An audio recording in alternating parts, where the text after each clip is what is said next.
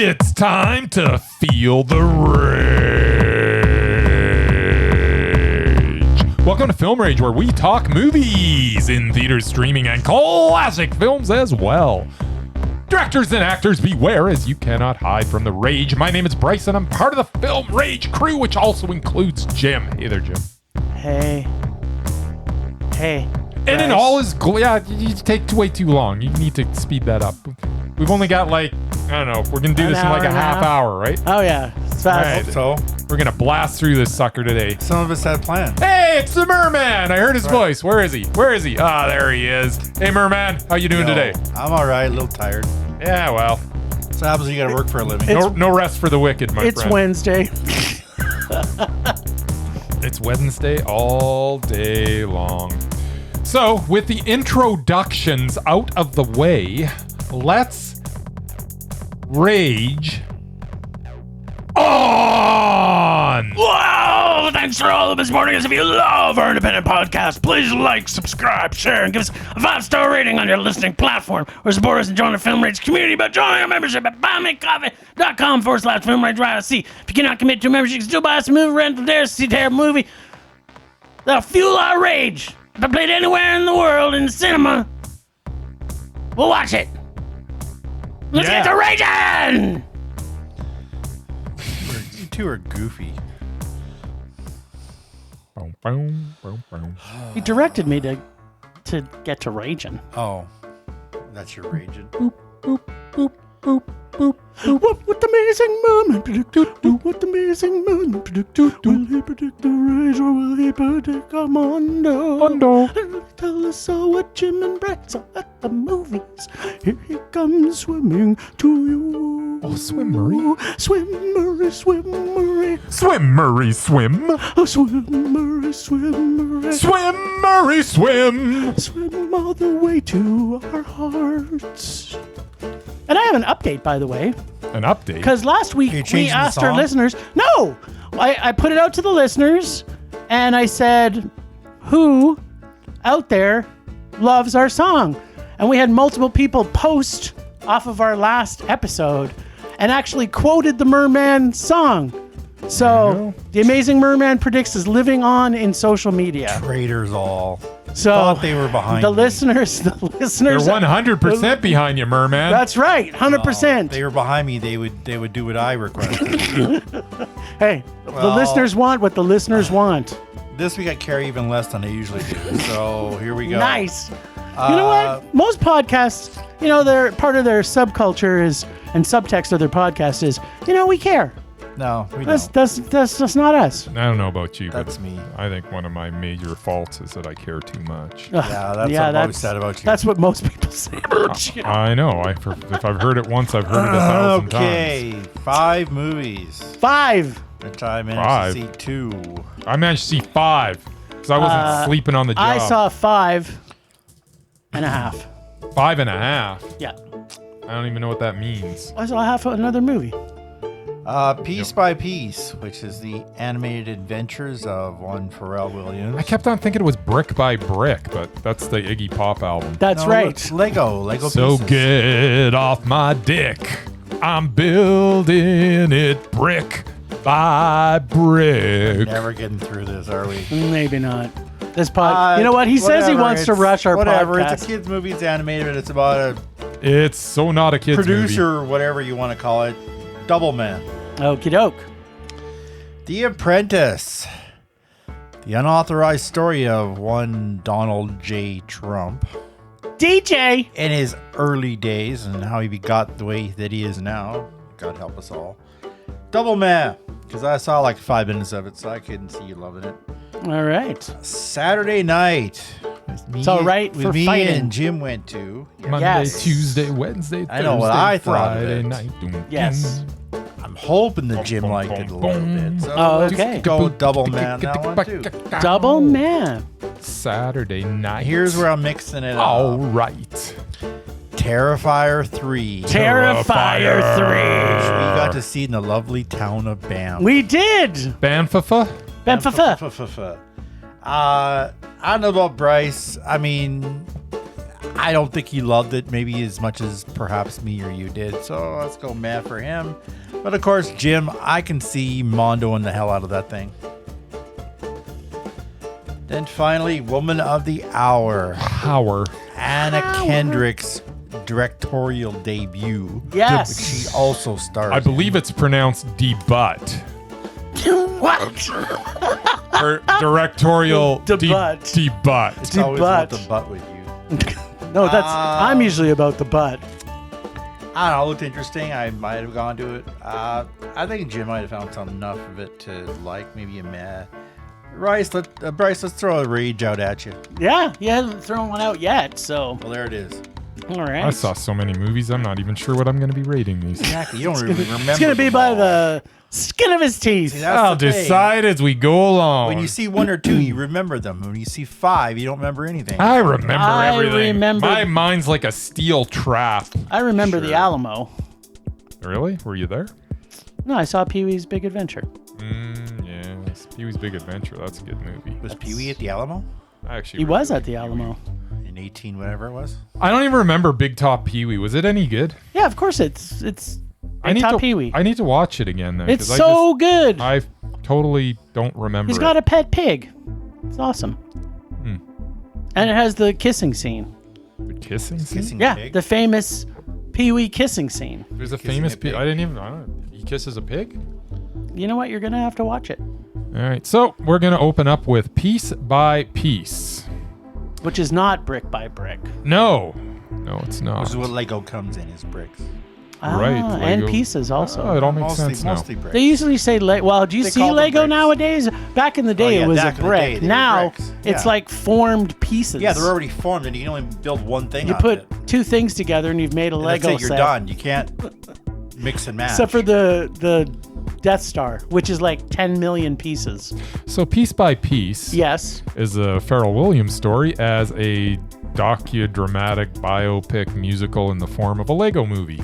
Yeah. So it has originality and imagination going for it, but as original as the concept is of presenting Pharrell's story with Lego, it becomes very unoriginal with the formulaic way it chronicles the rise and fall aspect of his story. Plus, I'm not sure who this film was supposed to appeal to. His friends. It is too mature for the crowd of youngsters that packed the cinema that I was in. I'm sitting there in the cinema, and the one kid is so freaking bored that his dad had to pull out his cell phone and show him, some stupid cartoon. And I was glad that he did, because at least the kid shut up For 2 minutes. for 2 minutes while he watched that. But I don't know that it was, because of it being an animated feature, I'm not sure that adults are going to be really going to this either. I felt like this needed to be darker, but how is that possible with Lego Not with brand? Lego. Yeah, well, with the Lego brand on full display. The other thing that was a little annoying is the way it glossed over certain events. We learned that, Pharrell wanted to get out of his first contract for various reasons.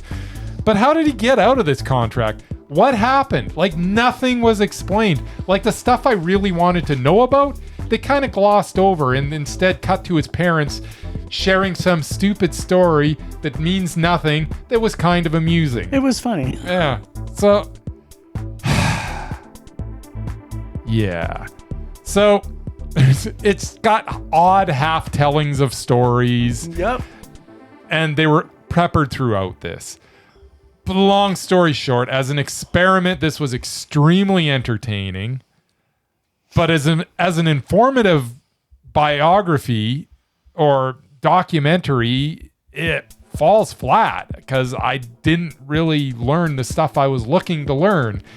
It's very beautiful to look at. I love the music. I love the energy. I don't know what it is, though. And I think it wanted to, learn me a few things about Pharrell Williams, but I'm not sure I did. Did I enjoy looking at this? Did I enjoy listening to it? Absolutely. But it fell short as a documentary, and I think that was still kind of the point. See, I don't know who it was for. Yeah. So I enjoyed it. I enjoyed it a lot, but it was meh. Okay. Well, and before I jump in, I'll say what people, and I kind of maybe allude to it when I do have my deets on this, but this is just an interview. So it's an interview with him that whoever did the interview, they decided to animate it. So we don't know how long the interview went. Like, to me, it's kind of a biopic, but it's also kind of, it's just an interview that they then added in a bunch of other interviews to fit into it. So, you know, it's no different than if, well, Oprah does interview him in it too. Yeah, exactly. But it doesn't explain a lot of stuff. Like, there's stuff where they touch upon it and then it's like, where's the rest of the story? Yeah. And then it moves on to some musical number, which is great and amazing, and it all looked great. Yeah. But I'm like, I'm frustrated because I'm actually looking to learn a few things. Maybe here, you'll get to see a documentary. I'm not a Pharrell Williams aficionado. There you go. I knew he was a producer. I knew he produced a lot of popular music that I don't like. But I only know one song he ever actually did. Yeah, you and everybody else. Happy. Yeah, which he got sued for. So that's the only thing I know about him. All right. Well, so at any rate, let me tell you a little bit about Piece by Piece. Just like his song Happy, this is the way I felt through this film. Pharrell Williams is a force, and I mean force, in the music industry, and has revolutionized what music in the hip-hop and pop world sounds like. It's no wonder that he would do the same for what and I'm putting in heavy quotes here, documentary about his life would look like. Alrighty. The fact they filmed interviews and then animated it in Lego, to me, was so creative and kept me in a space of joy for this entire movie. I'm not saying that there's some things I found a little dissatisfied with, such as how Disney, everyone, and everything in this movie is. I mean, we get Snoop Dogg coming off in his heyday as a goody-goody nice guy. Yeah, which is... We get rated PG, or maybe it's even G, doc, about a person that definitely worked with a lot of rated R artists. Yeah. But... Yeah. They actually said some naughty words in this. I don't think anybody said the fuck word. They didn't, but they said the poopy word. Yeah, well, that's hardly even a swear word anymore. I mean, but when you're sitting in a theater full of kids, 8-year-olds and 6-year-olds, you don't think the 8 and 6-year-olds knew Sugar Honey Iced Tea from Madagascar? I don't even know what you're talking about. What's Sugar Honey Iced Tea? That's what Chris Rock says when he's swearing. He goes, Sugar Honey Iced Tea. And all 6 and 8-year-olds laugh at that too. Spell it out. I get it, but I don't get it. So that's what I'm saying, is that even in Madagascar, they're saying shit. I don't know. So there you have it. 8-year-olds don't know who Pharrell Williams is either. Well, yes, they would. But if you're Pharrell Williams, you can put out a doc about yourself the way you want it. Of course you can. I fully enjoyed this rated G version of his life, his music, and the message he wanted us to see. Okay. Even though this also had some Christian sprinklings in it, it did not try to convert me. So I felt so much joy because you know what? I was happy. Happy. I enjoyed it a lot. Happy. That song is stuck. I was happy all the way through this movie. I really fully loved it. I like the creativity that Pharrell has and his partner. Just brilliant beats. I love the fact that we also know that he's got stores and stores of beats he hasn't even pulled out yet. And we're going to get to see them sometime. He's revolutionized hip-hop, so... Well, and other genres as well. He's not strictly hip-hop. That's right. So is Mondo. It was okay. You Mondoed that? Yeah. I loved it. I love Lego movies. By the way, I knew he was going to Mondo it. Yeah, because I did. As I was watching it, I was like, Jim's going to Mondo this. Oh, totally. I loved every single frame of this movie. I liked it a lot. Yeah, there we go. It's definitely worth watching, and I don't know. I just fell short on the facts. It's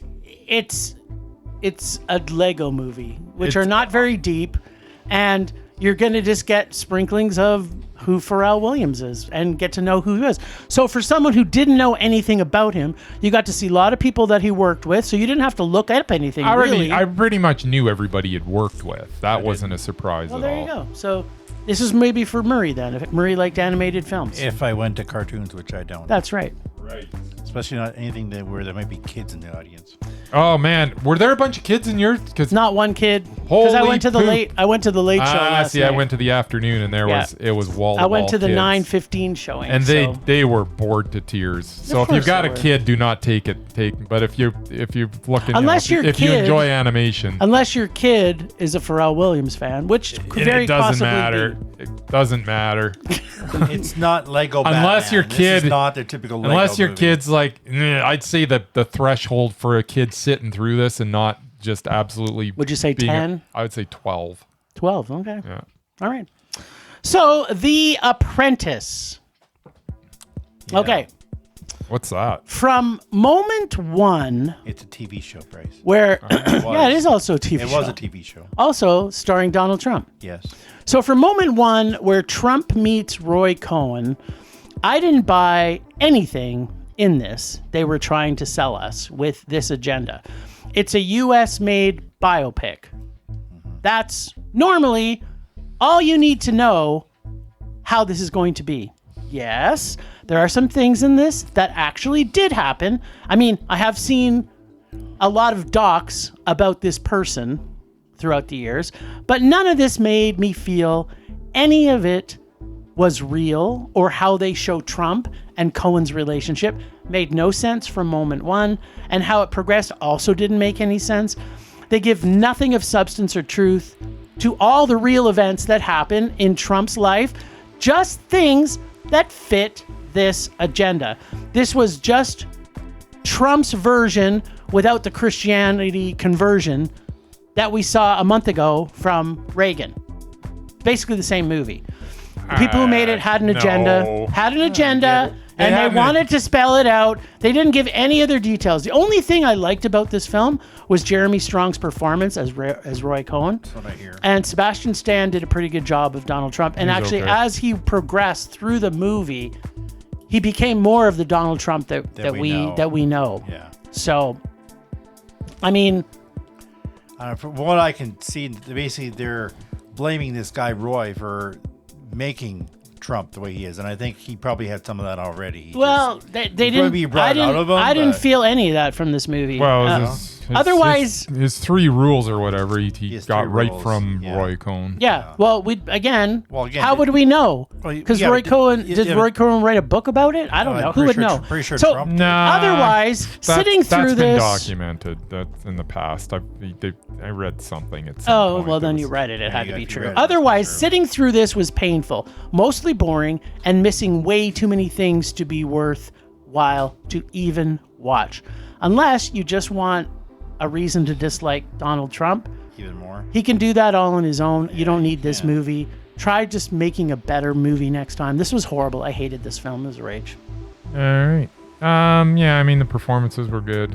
It's the thing that frustrated me the most about this movie is it was just starting to get interesting as he was going through the 70s. And then all of a sudden we skip ahead a decade and all of a sudden he's kind of a different person.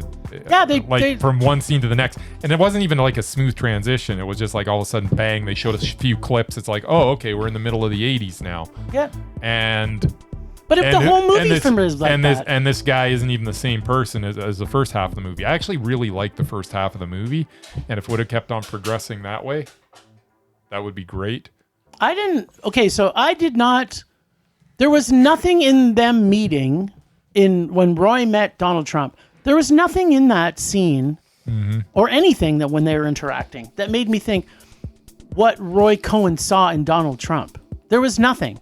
They didn't show anything. They kind of alluded that he saw a handsome young man. Yeah, and that was what. There was like that's not a that's not a reason why you pull him in to take him under his wing. And they as I say, I'm not sure exactly. Okay, anyway, keep talking about this movie. keep going. I didn't. At the end of the day, I didn't hate it. I thought it was uneven. I didn't like the back half as much as I liked the first half. And it was meh. That's it. It was meh. For what? How did you feel any of this? Like, they didn't. To your point about Pharrell, at least in the Pharrell Williams movie, there was things about it to like. There was nothing in this. But they cut even everything you admit out. that Jeremy Strong's performance as Yes. Roy Cohn was very good. He was fantastic. But this movie's horrible. To be honest, everybody in this was good, and I understand your problems with the movie, and I had problems with it as well. But it wasn't horrible. I'm not raging. I on hated this. everything about this movie. Like from the moment he met Donald Trump, I'm like, what is this scene? What is making Roy Cohn, who at the time was like the most powerful lawyer in New York City? He was a judge, wasn't he? No, he's a lawyer. No, he's a lawyer. Yeah. So he's like I've the heard most about his powerful judge years. lawyer. They are at this private club, and the whole private club is that Donald Trump was allowed to join this private club with, I guess based on his name or whoever the case. Plus, they showed Donald Trump's dad as if he's like some loser has-been through the movie, and Donald Trump's father was quite a predominant real estate mogul in New York, but they didn't portray him as that at all. So there's so many things in this that isn't real about the real, and they don't tell. Again, they take all the stuff about it that joins any of this together and just gloss over it all because they just want you to, at the end of this movie, to hate Donald Trump. That's what they want. That's the agenda this movie is made, is to just hate Donald Trump without having any real connectivity to any of it. I didn't feel any scene was like correct as I say, it just didn't from what seem, really it wasn't, happened. It wasn't a complete movie for me, but it wasn't terrible. It was fine. I didn't hate it. Well, I feel you should have. I'm not going to recommend it to anybody. If someone says, should I watch The Apprentice? I'll go, probably not. Watch season 2. There you go. What's that? What's season 2? Watch the celebrity ones. Yeah, watch the celebrity Because you ones. see very little of Donald Trump in those. Yeah, the ones Like with at the very end, he fires somebody, but the one with Cyndi Lauper. for in the it. first 90 minutes, it's all about the celebrities. And Yeah. then he shows up right at The one end. with Cyndi Lauper in it. I don't know. There's a bunch of them. There's And, Gene Simmons LaToya and Jackson. a bunch of other people. Yeah, Anyway, that one. yeah. All right. Speaking of Victoria Jackson. Yeah, Speaking of Victoria Jackson, yes. not Victoria. LaToya. Well, I thought he was Oh, doing LaToya I Jackson? thought he was Yeah. doing a segue. Oh, I thought you said Victoria Jackson. See, he was No, doing, LaToya. he's doing a seg. But yeah, you LaToya had Jackson? screwed up. LaToya Jackson. LaToya was- Jackson. She was on The Apprentice. She was. Was Victoria Jackson on the No, Apprentice? Oh, Victoria well, Jackson was not. I wouldn't know. I thought, you said Victoria Jackson was on The Apprentice. No, I'm I like, said okay. LaToya Jackson. Whatever. Look it up. All right, so we're going to talk about Saturday Night's All Right for Fighting. Not the song I would go with. Get a little action on. Live from New York. You know the rest. I do. This latest film from Ivan Reitman's Little Boy Jason tells the story of Lorne Michaels and the original cast of Saturday Night Live in the 90 minutes leading up to the first ever broadcast of the now iconic show. Chevy Chase, Dan Aykroyd, John Belushi, Jane Curtin, Gilda Radner, Billy Crystal, Andy Kaufman, Garrett Morris, before they were famous. Once again, I find myself issuing a disclaimer. Uh-oh. This film isn't for everyone. What? For starters, you have to actually watch the show, either the original cast or any of the versions that came afterwards, I disagree. to really appreciate it. I disagree. It also helps if you actually like to see how TV shows are done. And it especially helps if you worked in the broadcast television industry, like me. I don't know how accurate this film is. I don't care. Cast members fighting, guest hosts like George Carlin flipping out and high on coke, technical issues, a llama that nobody seems to remember ordering, networking executives standing by to watch them all fail, TV legend Milton Berle, played perfectly by J.K. Simmons, being a general pain in the ass dickhead. This film had it all. I really loved the chaotic and frantic shooting style that Reitman used, similar to Birdman. There was so much going on, you didn't know where to look. It was also a challenge to keep all the characters straight with the fresh faces that are playing them. I enjoyed every minute of it. Of course, it was a freaking Mondo. All right. So, Guessing you guys disagree. well, you never know. You're going to find out. Murray. So, Guessing. so not since 1978, 1978. Dawn of the Dead, Oh. opening scene of a TV station, have I seen as manic a beginning for a depiction of a TV show as 1,000,001 things are happening all at once, yet all in organized or perhaps unorganized chaos. Reitman really grasps the whole concept of what this moment in time must have felt like. The timing, the comedic timing, and quick dialogue that you need to be continually listening to make sure you don't miss anything is rapid fire. And for many, many minutes at a time. And then you'll get a break to showcase one of the amazing original cast members of this iconic TV show. On top of that, we get to see behind the curtain on some of showbiz's biggest people in NBC, be them a happy look or a detrimental look. Like, in particular, Uncle Milty and his 11-inch penis, or John Belushi's prima donnaism. Perhaps it's my great fondness for the not ready for primetime players, or it's Reitman's brilliance, but I freaking love this movie. It was Mondo. I got a couple things to unpack, but yeah, no, this film, and I would agree with Bryce on this. I don't think people have to have any care about watching a TV show. In fact, I think in my opinion, if you knew nothing going in, you're going to enjoy this more because we know the outcome. Yeah. If you know nothing about it and you start you watching wouldn't have this, a clue what actually and you're happens. like, is this show going to go on or is the show not going to go on? You've never heard of the show. And the fact that Ivan Reitman is able to keep that tension up for 90 Do you minutes. mean Jason? Well, Jason, because Ivan Was keeping the tension. Reitman. Was Ivan at this original? Jason Reitman He might have been on the original. was able to keep the tension up for 90 minutes when we absolutely know what the outcome is at the end is amazing. And it is, you can cut it with a knife in minute 3, in minute 47, in minute 86. Yep. Through this whole thing, it is unrelenting. Tension. Quick cuts. We're going everywhere. It's frantic. And it doesn't lose steam. Not one second. The fact that this can go 90 minutes and not lose steam at all. There are no downtimes in this movie. There is no lull. This is just bang, bam, bam, hitting beats, boom, boom, boom. And every single beat is entertaining. Every single beat is just full of actors that are just giving it their all. Every single beat is so much fun. Jason Reitman needs to do more stuff like this. Yeah. He needs to forget about Ghostbusters. Ghostbusters. Crapbusters. And I knew you were going there. yeah, he does though. This is what he needs to do. He's done a lot because of he great is films. a filmmaker. He's a great filmmaker. This shows it. I wasn't convinced until I watched this. I've I always thought he been was pretty convinced. good. He made some quirky stuff that I liked in the past. Mm-hmm. This is genius. Yeah. I absolutely love this movie. I've never seen such a pace that doesn't lose steam.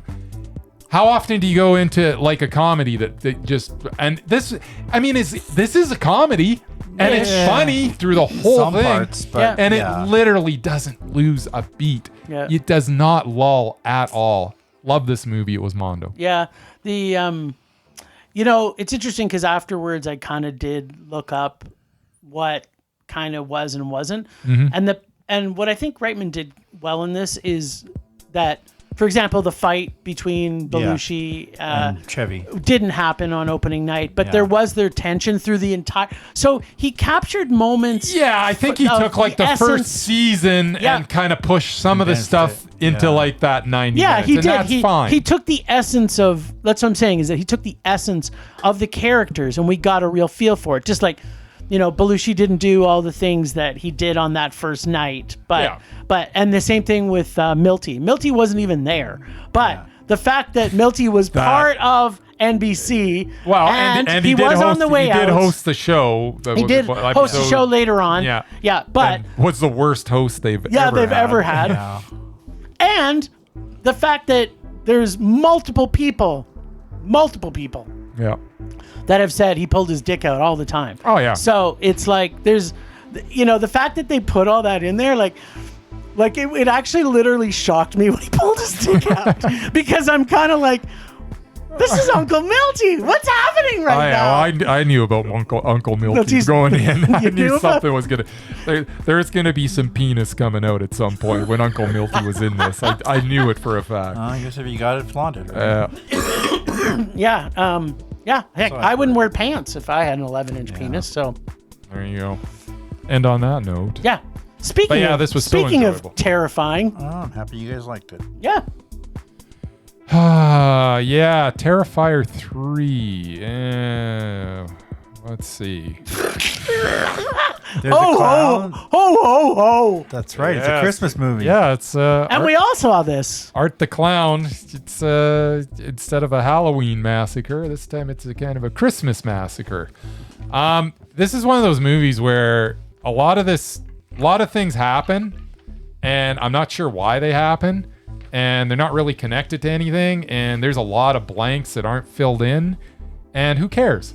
It's like the kills are inventive. There's so much ridiculous, gory fun. The practical effects are fantastic. What's the dude that plays Art the Clown? What's his name? I don't know. Good old Art. David Howard Thornton. Yep. He's just genius in this. Like, he is so good as Art the Clown. I want to see him in other stuff because I know this guy can act because I'm watching Art the Clown and it's freaking amazing. But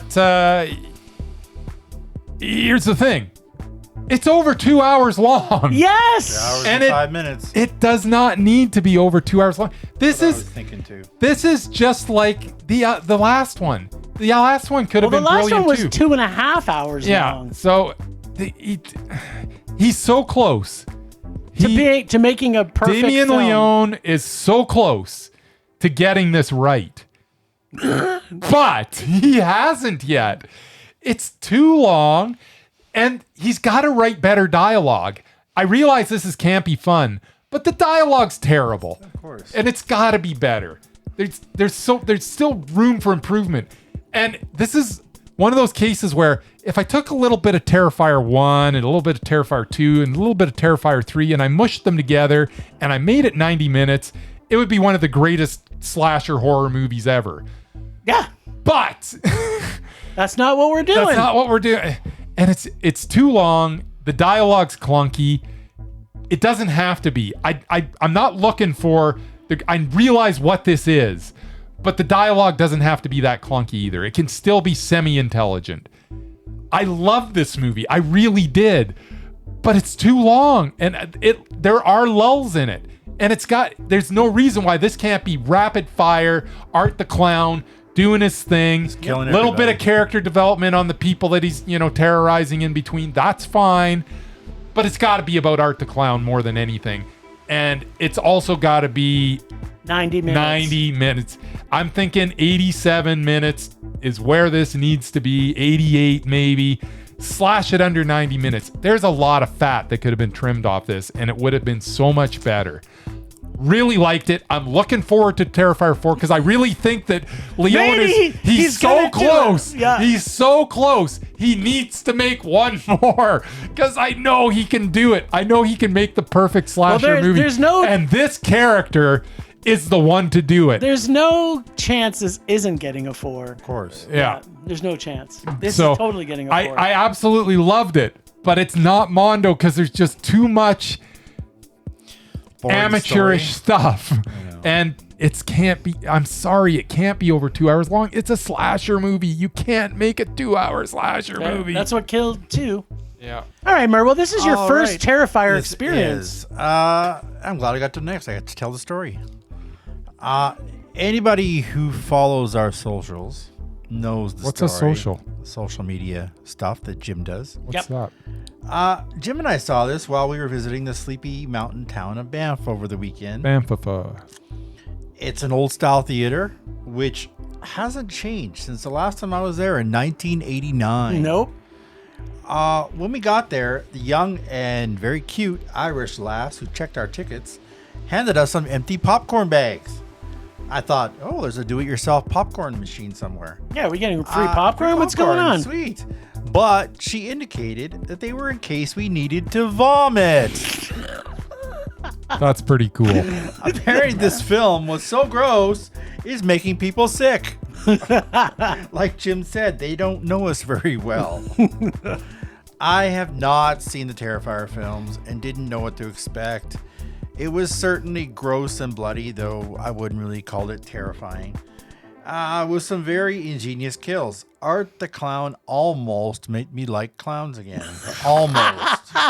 He's so good. He was hilarious. The problem for me was the continuing story from the previous films, which I just couldn't follow. Well, you don't need to. Yeah, you kind of do. There's no I didn't get the whole premise. Story is not where this is. I get the killing people, but the whole thing at the end with the hell portal and the angels, and I didn't get any of that. That's all new, man. That's But new. yeah, I thought if it's just a guy, tormenting this poor family. Yeah, I get that part. But then they threw a bunch of stuff in the second one in. I was just happy to see Clint Howard. Yeah, always happy to see Clint Howard and that guy you like, whatever his name was. Yep. Still, yeah, that guy. Tom Savini. It was a fun yes, movie. Tom Savini had a little cameo. It was a bloody good man. Nice. All right. So I didn't hate it. that's 2 mez. Yes, I was so close to if it just wasn't so bloody long. Yeah, it was too long. All right. Well, let me tell you a little bit. Well, actually, I'm going to tell you a lot of bit of what I thought of Terrifier 3. Go ahead. So, first off, Art the Clown at Christmas? Genius. What the fuck? It's a Christmas movie in October. Yeah. That should be your rage this week. Yeah, it might. we Who should've- says it's not? Releasing Christmas movies in October. Who Yeah. says it's not? So close to Yes. Halloween. Well, okay. So I guess whatever Art the Clown wants, Art the Clown gets. I'm surprised it didn't come out in the summer, though, with the other blockbusters, because this film killed everything at the box office It this did. weekend, just Even- like our even- clowny little clown. Even that other movie with the clown in it. Yeah. There's another movie. So many, There was one the so week many before. clowny movies. So we pick up with Oh, Sienna. Joker. We pick up with Sienna and Jonathan 5 years later, and after Art the Clown does some killing of a Santa and a few other people, And which some I random totally didn't family. understand who they were and why they were Love how in they- it at all. They do not shy away from killing kids. No, that's the best thing about it. But also including, that's right, Murray's favorite director's brother. Yes. That is true. Clint. All right, let's catch up All right. with our survivors Okay. from the last movie, Yes. unfortunately. So Jonathan is at school and Sienna is hanging with her cousin, aunt, and uncle. And we get way too much story about these two again that seems to droll on for way too much time. Yep. All the while, Art was frozen in time for the past 5 years. For whatever reason, who knows? Who cares? So, yeah, Art and his girlfriend are frozen for some reason. We don't know why, but then we go back to blah, blah, blah, blah. More boring, badly acted story by Sienna and her family. His girlfriend's so awesome. Yeah, she's the best. When what we needed was more Art giving us the torture porn we have killing. come to know and love. Like Santa at the bar. Santa scalping mommy under the mistletoe. Santa blowing up kids at the photo shoot at the mall. Santa's Yes. workshop at the mall. Taking a group shower at the frat house and making blood angels. And fun with rats. Yes. But then we get so much blah, blah, blah, backstory. Yeah. Put a little bit too much blah in that backstory. Yeah, and then more blah, blah, blah, returning characters, just like the Terrifier 2. This needed a bit of editing. I'm going to say a bit of editing. But I'm thinking it's more like a lot of editing. Just like the perfect length for a documentary is 77 minutes, the perfect amount of time for a slasher, I can tell you one thing I know about that. Yeah. It is not over 2 hours. No matter how fun Art the Clown is making us laugh at his murder sprees. And man, this amps up the gore over the first two. And those two were known to be like top of the heap for Yep. Yeah. In fact, as Murray's already said, we got barf bags, so we were happy. And every time something really gory would have on the screen, I'd pass Murray a barf bag. Nice. Was not necessary. Yeah. By the way. Yeah. So this is also a meh for me because the story they are trying to tell is boring, has characters that their stories go nowhere, including Jonathan, which character seems like they were making this movie and then after the fact they say, hey, you know what? You don't need him? We forgot that there was a brother in here. We should probably add him into the movie. And then, so we better add him back in. But, just don't do it too long. Let's just add him in for some reason. Yeah, for like 3 and scenes. then he disappears later and whatever. So maybe he died. I still don't know. I don't know if that was him or not. A lot of stuff just doesn't matter, but as I say, I don't need blanks filled in. I just need more Art the Clown. They should have just made a whole new story but with Art the Clown. Yeah. Like, I who almost cares about the old family. Just start fresh. I'm okay with the girlfriend though. Yeah. Because we do learn in this one. They need Art the Clown to like just go somewhere else. That's what I mean. Start with a new family. Get on a bus. Yeah. Well, get to a new town. Well, I can see that. Maybe he's going to a new town. That's exactly what's going to be in Terrifier 4 4. will be a brand new family. Yeah, I hope so. But the cool thing about it, there is a couple of cool things about it. So his girlfriend is a devil or a demon. So she's awesome. That's kind of why Art keeps coming back. Obviously, he's somehow possessed by her or something. We got, some explanation for the first one. Yeah, but it doesn't matter. Yeah. But you know what? I didn't like either of the characters from 2. And the fact to bring them back. Like, just let their story end in 2. Yeah. And then just have him and his girlfriend come back and just go to Christmas Town. A whole new family. Exactly. Yeah, exactly. Yeah. That's what would have made it better. Still super enjoyable. Yeah, it was super fun. Let's keep on supporting the Terrorizer and bring movies. your own barf bags. And the Terrifier movies, too. Oh, yeah, whatever it's called. Yeah. And bring your own Ivan, bags. Jason, Terrorizer, Terrifier. What? Little column A. Potato, whatever. Well, you know what that means, though, Mur. Yeah, I guess so. That's a triple banger. Triple banger. Much like Art's girlfriend. Yeah, she's hot. All right, so Woman of the Hour. Anna Kendrick, in her directorial debut, has shown she grasps how to get our attention. Right from scene 1, or should I say frame 1, she creates tension and shows us she understands how to peer into every character she puts into frame and peer right into their souls. On top of that, she seems to capture every scene's essence in a way that you feel the atmosphere and tension of each scene exactly how you were supposed to feel it. She masterfully moves through time, building suspense as the film unwinds and we are left feeling dread and fear for our lead Kendrick herself. Which, to do that, you're first time directing and then also star in it, pretty big feat. Not very often do we see a true story brought to the screen where you feel, or at least I got the feeling that we actually got as true an events as we probably could. Even if some of the events didn't go exactly as shown, I still felt as I was watching the movie that could have been how it played out for me. All right. Even though this is some pretty big coincidences. There's a couple. Yeah. But okay. Yeah. Even though this is a mildly gore-ridden rated PG suspense film that normally would make me rage. It didn't feel like it though, did it? It didn't feel like that. Yeah. And I'll have some things. I like this film and I can't wait to see what Kendrick does next. Anna, you get a PG rated horror biopic, man. And I got some unpacking, but what did you think? About the same. Okay. Right there. Moving on. Yeah, no, it was really, really quite good, and I didn't know very much going into this. I was sitting with someone that knew a lot more about it than I did. Oh, okay.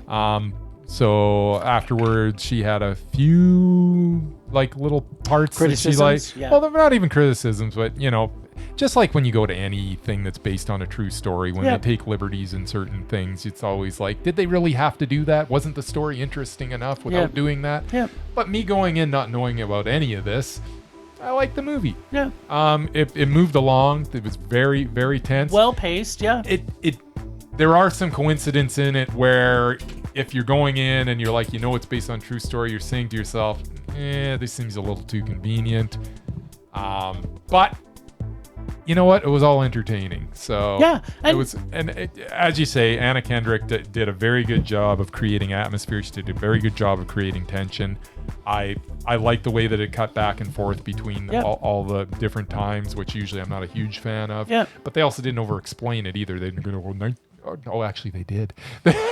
They did put up like the date every time. They did, but they did it once. Yeah, they did it once. And they would jump. Yeah. So.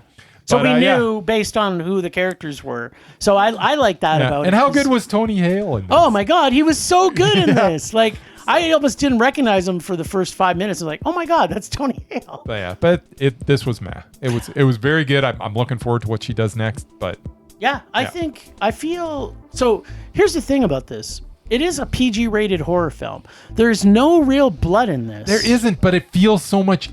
Those scenes feel so gritty, and they did like the very first opening intense, scene. And it's like this doesn't feel PG, but then you look at it, like if you look back at it, it's like, okay, well, you didn't really see anything, but it felt really, And the characters, like I really felt that she was able to capture those characters' feelings and thoughts. Like you knew what the serial killer was thinking. You knew what each one of the characters, like it's not very often we get a film like this that really does have such great character development. I find you can overlook, like this almost made it to a Mondo for me. It was really good. It was very close. Yeah. There you go. Holy mess. The dating game scene, like that scene, and that one's one that isn't exactly like it because I went back and watched the dating game scene. Oh, okay. And the actual scene? Yeah, the actual scene. And the actual she does have like this the true life person is dynamic for sure, but not to that extent where it's just like boom, boom, boom. You got an answer for everything. Just sharp like attack. Anna Kendrick's character is so brilliant in how she does that for sure. And then the date that Kendrick has with the killer, that actually didn't happen. No, that didn't happen. And here's the thing: I'm not sure that it needed to happen. Like there was so much else going on there that there was a thing. Like they did talk about the fact that she did meet with him after and got creeped out by him. Yeah. So, Kendrick's spin on it was they actually kind of went on a date. So as opposed to just spending time talking after the fact. So as I didn't have a problem with it, as I say. But I liked it. There you go. It was good. Hey. Oh yeah, baby. That music's familiar. Yeah. Is this what we talked about the other night, or did you? This is what we talked about. Yeah, assist to Jim because I wasn't really going to do anything. I've been unusually busy this week, which I'm still busy, but in the nearly 50 years that Saturday Night Live has been on the air, it has spawned a huge list of comedic performers and some equally big films. For the most part, these performers didn't really hit it big until they broke away from Lorne Michaels and did their own thing. Eddie Murphy, Adam Sandler, Chris Rock, Will Ferrell, Tina Fey, Bill Murray, Julie Louis-Dreyfus, the list goes on. Of all the Lorne Michaels produced SNL spin-off films, most were horrible. There are a few exceptions. Obviously, the big one is Wayne's World. The first one. Oh, I thought it was Night at the Roxbury. No, that's on here. Best Bros, Wayne and Garth, in their epic adventure, was the biggest thing to ever come out of the SNL stable. With special appearances by Alice Cooper. Didn't Sweeney Rob do a Lowe. Pat movie? Yeah, I'm talking about it's on box there, too. office here, dude. Oh, well, that was excellent. Alice Cooper, Rob Lowe, the T2 Terminator, a.k.a. Robert Patrick, and the Babylicious Tia Carrere. This was a fun ride which included a revival of Bohemian Rhapsody to kick things off. Unfortunately, the sequel wasn't as good, but it did have Aerosmith and Christopher Walken. Wasn't Rob Lowe in the second one too? No, I don't think he was. Just the first? No, because Christopher Walken was like his boss. Oh. It also featured, Walking here. as a piece of, I guess, trivia, Okay. the guy who played the big-time record producer in the first one is the same sleazeball who managed Michael Jackson, who basically creeped out Sheryl Crow and made her feel like less than a human. So he wasn't a nice guy to begin with. But yeah, same guy played a version of himself. But that was back when before all this stuff came to light, before he became a Weinstein. Anyway, but yeah, he's in the first one. Anyway, next up, the Blues Brothers. The original pairing of SNL OGs, John Belushi and Dan Aykroyd. This epic road trip Aykroyd? film. Yeah, how do you screw that up? Featured special appearances from some of music's biggest legends. Aretha Franklin, James Brown, Cab Calloway, and Chaka Khan. Chaka Khan. Of course, the heart of the story is Jake and Elwood Blues on a mission from God to save their childhood orphanage while being chased by the police. Po-po. And John Candy. Shaka mad. Shaka real mad. We have MacGruber. MacGruber. Man. I love Will Gruber. Ferrell. I took an upper decker. I have not seen this one. Will What's an Forte. upper decker? Will That's where Forte. you take a poo in the tank instead of in the bowl. I have not seen this one, but I can Will Forte. appreciate a parody of one of my favorite 80s TV shows. Oh, man. Will Forte I'm is so told it was good. pretty good. Starring Will Forte and Kristen. Oh, you would love it just for the Chris Jericho scene, man. Oh, he's in everything now. He like recruits all these WWE guys. It's so good. Speaking of, he was in Terrifier 3. He was. he was. Yeah. Briefly. Then we have The Coneheads. Ah, 1993. Also Hey, with Dan not the best Aykroyd. film. It does feature two original SNL cast members, Jane Curtin and Dan Aykroyd. Mm-hmm. It's a funny sketch that maybe shouldn't have been turned into a movie. Yeah. Definitely not. And we have Superstar. Yes. I like Molly Superstar. Shannon. This was way Oh, past yeah. the point I stopped watching SNL. No. But it was Molly funny Shannon's so good. character I don't care portrayed what she's in. I by could just watch Molly Shannon. She's Yeah. hilarious. She can be I in the give worst you that. script ever. It doesn't matter. Yeah. It's Molly Shannon. I It's worth can't watching. see it being funny for 90 minutes, but I'm Yeah. Oh, it's sure, Molly Shannon is It's Molly funny. Shannon. sure she made it work. It's She's Molly funny. Shannon. She could She's- be in yeah. an epic Lord of the Rings version Now of it's Superstar. time Be for funny. for the garbage. Oh no. What? The Ladies' Man. Oh, Ladies Man's great. 2000. Joins the growing list of mediocre movies based on SNL. I like the Ladies Man. It doesn't have enough material to last the length of the movie. Oh. I remember a few of the sketches being mildly amusing. Yeah, it's Tim not a- Meadows. Not It's good not a enough full to make a movie. I love feature Tim film. Meadows. Not a full movie. Then there's Bryce's favorite, which did not do well apparently, but All right. and critics didn't like it too much. Let's see. What's my favorite? Night at the Roxbury. Oh, I thought it was. Yeah. No, that's coming. Some people like this film with Will Ferrell and Chris Kattan reprising their roles from their little sketch show. Yes. Once again, a decent 10-minute joke that cannot last the entire film. Yeah. And finally, the absolute worst film to ever come from the mind of Lorne Michaels. It's Pat. It's Pat. Classic. Again, And Chris. Julia Sweeney at her best. Yeah. And Chris. A tired Dave Foley. joke from SNL about a character whose sole purpose in life is to make people wonder if they are a man or a woman. And then That their- was the whole joke. And then their partner, That is. Chris. And now imagine that joke stretched out to 90 minutes. That's right. And that's It's Pat. And it's brilliant. Julia Sweeney has done some good characters. This is not one of them. So good. Just awful. But yeah, so Lauren should maybe just stick to doing the TV show. 'Cause I don't think he has a lot of luck. Those are all doing worth movies. watching. I don't know about that. Whatever. Nice. You- Watching It's Pat tonight. You go ahead and watch them then. Temperature rising. Vision blurring. Rage taking over.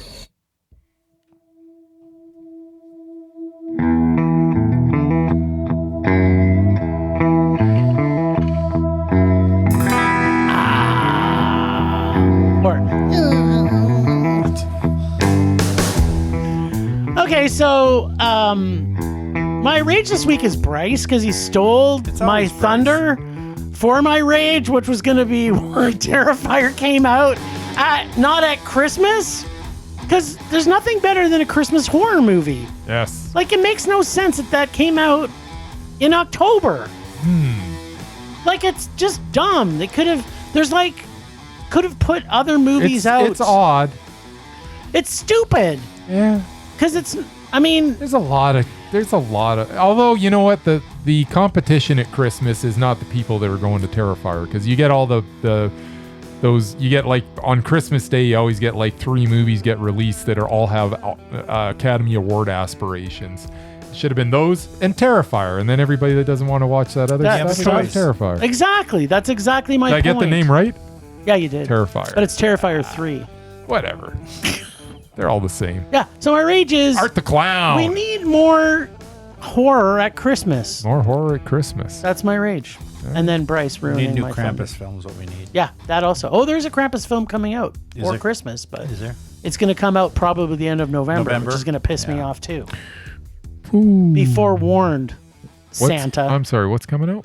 That one with Oh, his Red name? Red Rocket. Red Rocket. That's not a Red Krampus. Man. That's if you rub your dog too much. Oh Man yeah, down. I guess technically Krampus Red. is in that. Yeah, Krampus is in it. Big Red. Krampus is the one that kidnaps Santa. Red on the I don't horizon. think he kills Yeah, him. red. Something red. Red. Red one. Red one. Red one. Red Red- one. Red rum. He's red one because he's Santa. Red rum. Red one. I think that's it, actually. Red one. rum. That's right. No, not red rum. That's totally different. Oh. Chris Pratt and Cena is in it They too. weren't in The Shining. No, they're in red one. Red rum.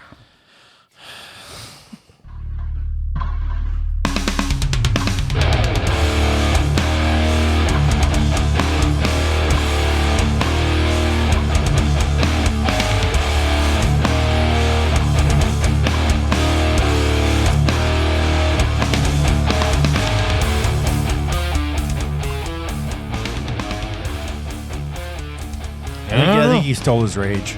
Nah, he didn't steal my rage. What about that kid in the movie? The kid in the movie. You know what? It's whatever. I mean, maybe that's my rage, is that I didn't go to brick by piece by Piecey brick, By brick.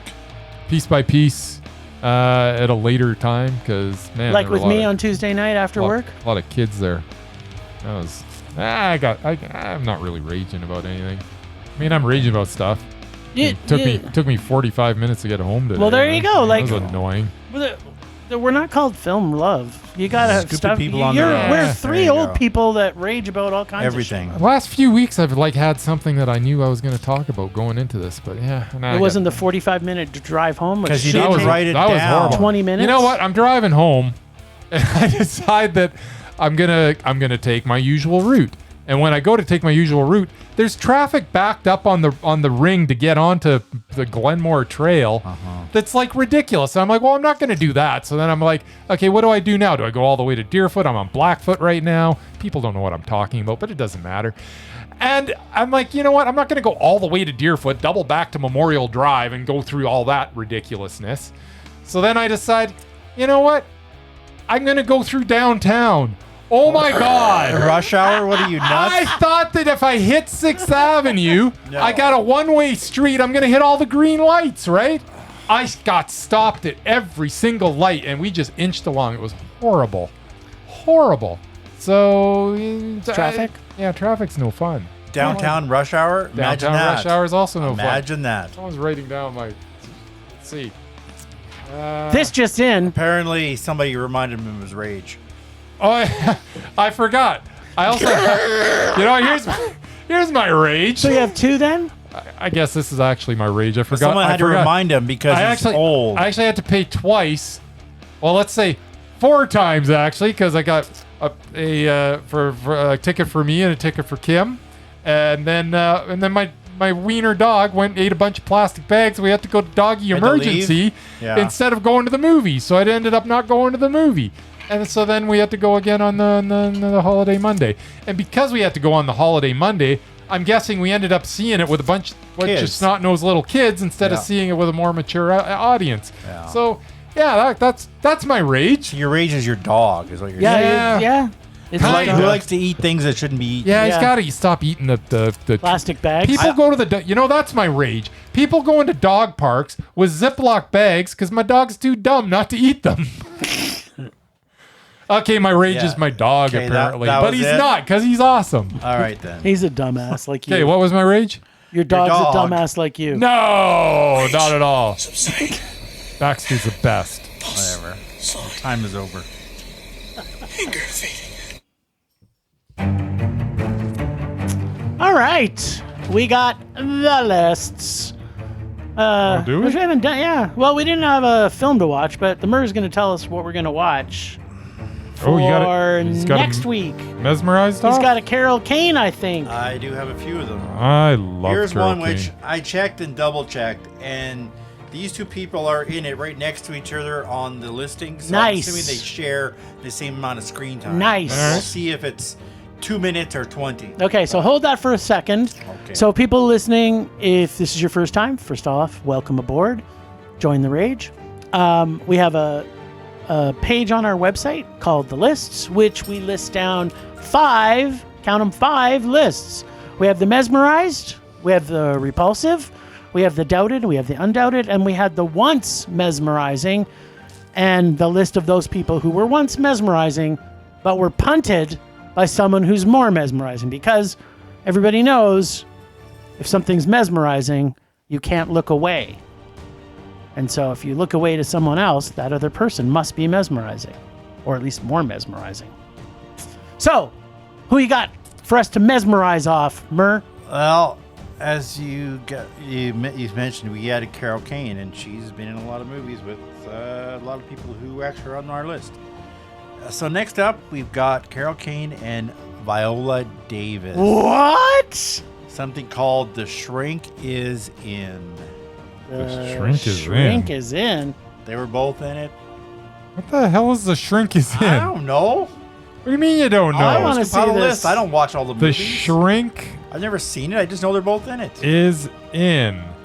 It's got Courtney Cox and David Arquette That's in it. right. This is gonna be the former horrible. Mary. Oh, God. But these two are also in it. What in the hell is this I thing? have no idea. A It woman looks impersonates horrible. a psychiatrist to win the man of her dreams. David Arquette is the man of her dreams? Back then she was. Maybe. Or maybe He it's was. David James Elliott. Is the man Well, of that her would make dreams. more sense. He looks pretty dreamy. Yeah, he does. Anyway. Okay. I don't know. Maybe it's a I'm TV kind of movie, excited but about it. whatever. I am... Because I've never seen it. I've never seen it either. Good luck finding it then.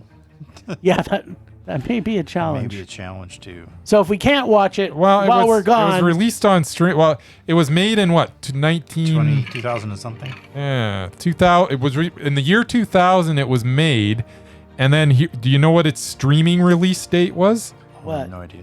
December 5th, 2016. So it took 16 years for someone to say, Someone to say, you let's- know let's what? show it." Let's put it on streaming. See if anybody will watch Surprised it. Tubi There didn't you pick it up, or go. Plex. There you go. All right, Anyway. well, here we go. Yes. Oh my.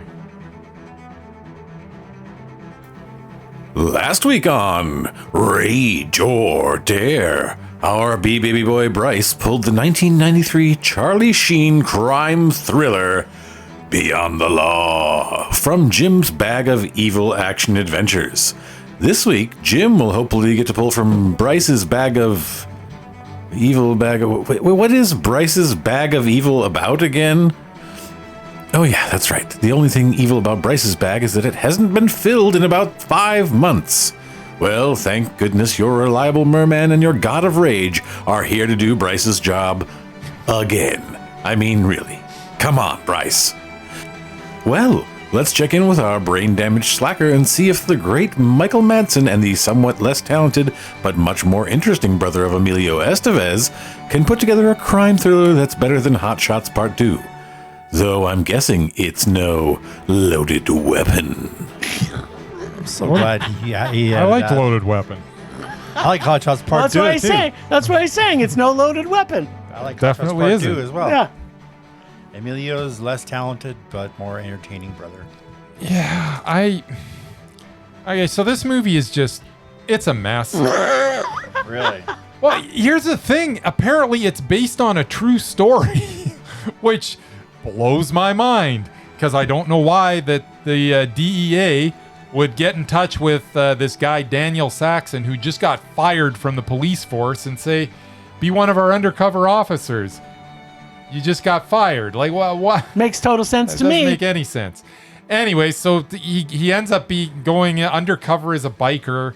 And Charlie Sheen? yeah, Charlie Sheen does. So he grows, long hair and a mustache and a beard, and he finds some guy that just wants to be liked, I guess, and he ends up being his sidekick and gets him in with the biker gang, even though the biker gang hates this guy. I don't know what's going Sounds like on. Point Break. No, it's exactly like Point Break. And nothing makes sense. And it just goes on and on and on. But I don't understand why a movie with this many talented people in it is so bad. I mean, Rip Torn is just wasted in it. Charlie Sheen, he's not super talented, but he's like the worst he's ever been, and he's been pretty bad in some movies. Is that when he was on his Tiger? Yeah. Michael Madsen plays basically the same character that he was in Reservoir Dogs, only about dialed down 50%. What's the fun in that? And there's no fun in it. It's zero Not fun. at all. Courtney B. Vance. I love Courtney B. Vance, but in here it's just terrible. It's just a bad movie. The acting's terrible, and it just goes on and on and on. I don't know what I was watching. And then it came up, this is a true story at the end. And I'm like, how in the hell is this a true story? Nothing made any sense. So I don't know what to say about it. I mean, it was just a big time rage. I hated this movie. I think, by the way, I don't think this had a theatrical release in America. I think it was released in Germany or something. Still had one. It had a European release, but I can see why they didn't release it in the theaters here because it is awful. It's so bad. And nothing made any sense. It was stupid. I love this. You know what? Ta-da! Yeah, it was a rage. It's made my day. It's made my day. Made my day. Okay, I can choose from the audience stare bag. Ooh, Casey's bag is full. Maria hasn't got much left. I'm going to pull from Casey. Mine is almost empty. Could use some. so. Could use some loving. All right. It's not as full as Casey's bag. All right, Casey's bag of evil remakes is gonna make me have to see Terminator 3: Rise of the Machines. Wasn't that bad. It's not the worst of the Wasn't Terminators. that the Christian Bale one? Or is that a different one? I don't know. I don't know. They all weren't that bad. No, there's a few. I could watch. Remember them the all. last one with Hamilton and Yeah, it's fine. I thought An old Schwarzenegger? old Schwarzenegger who had a baby or something. Yeah, it was all right. No, it wasn't. Yeah, it's Terminator. They're fine. We actually reviewed it on this podcast, and we all hated it. I don't think I would have given it a rage. Well, You must be mistaken. You are mistaken. I mister. don't think so. So you just have to watch this, right? It's not me? No, it's just I get me. the week off? Watch Yeah, it if you do. want. I never get the week off. Yeah, one Oh, week whatever. off. That's all you got. That's exciting. All right. Well, thanks, Ragers, for listening. Thanks to the extended Film Rage family, who you can find in our show notes. Thanks to Casey, the nerdy photographer, for the voice of Rage all day and our god of rage. Get ready for another episode with Casey coming up this Sunday, by the way. Find us on social media everywhere at Film Rage YYC. Check out everything Film Rage at filmrageyyc.com, including our merch site for Redbubble and TeePublic. We're always going to make this a raging blast for all listeners, so please comment, like, and subscribe, or send us emails to filmragecalgary@gmail.com to see terrible movies to fuel our rage. But no matter what you do, please, please, please, pretty please, please, please, I'll make us a rage. That's it for this week. Rage on! Rage on. Rage on.